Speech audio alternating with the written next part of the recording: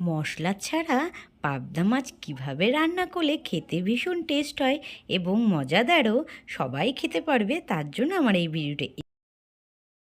এতদিন দেখেছেন পাবদা মাছের অনেক রকম রেসিপি, আজকে দেখাবো বিনা মশলায় পাবদা মাছ। তার জন্য আমার এই ভিডিওটা কিন্তু পুরোটা দেখতে হবে।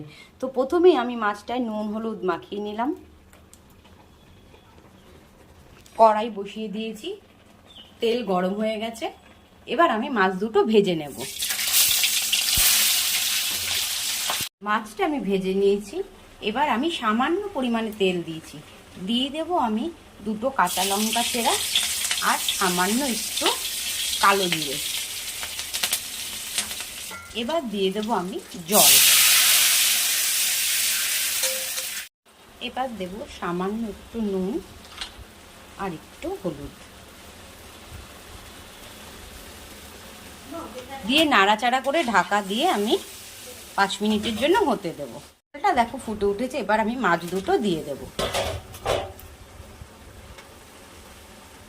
দিয়ে আমি কিছুক্ষণ রান্না করে নেব। ঝোলটা আমার ফুটে গেছে, হয়েও গেছে। এবার আমি নামিয়ে নেব।